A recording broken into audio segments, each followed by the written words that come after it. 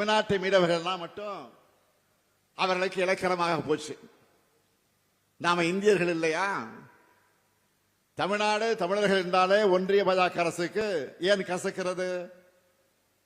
தமிழ்நாடு மேல அவங்களுக்கு இருக்கக்கூடிய வன்மத்தை எப்படியெல்லாம் காட்டுறாங்கன்னு நான் சொல்லித்தான் நீங்கள் தெரிந்து கொள்ள வேண்டிய அவசியத்தில் இல்லை. ஒன்றிய நிதியமைச்சர் இப்போது கரூருக்கு மட்டும் உடனே வருகிறார்.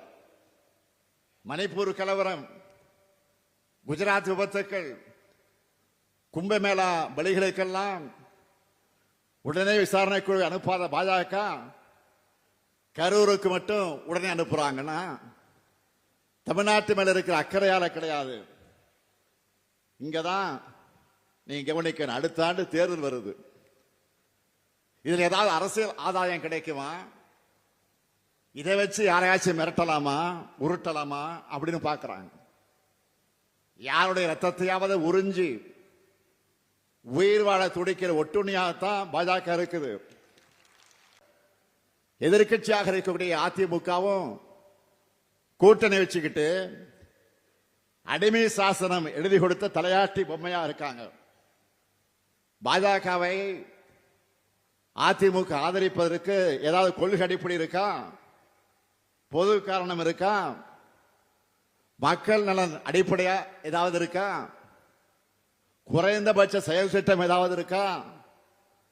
எந்த கோரிக்கையாவது முன் வச்சு கூட்டணி சேர்ந்திருக்கிறாங்களா? எதுவும் கிடையாது.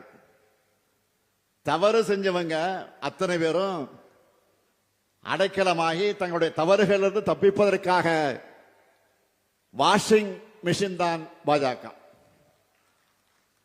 அந்த வாஷிங் மிஷின்ல உத்தமராகி விடலாம்னு குதிச்சிருக்கக்கூடிய மாண்புமிகு எதிர்க்கட்சி தலைவர் எடப்பாடி பழனிசாமி அவர்களை எப்படி பயன்படுத்தி இருக்கிறாங்க என்றால், கூட்டத்துக்கு கூட்டம், மேடைக்கு மேடை, தெருவுக்கு தெரு சென்று தன்னுடைய கூட்டணிக்கு யாராவது வருவாங்களான்னு ஆள் சேர்ப்பதற்கான அசைன்மெண்ட்டை கொடுத்திருக்கிறாங்க.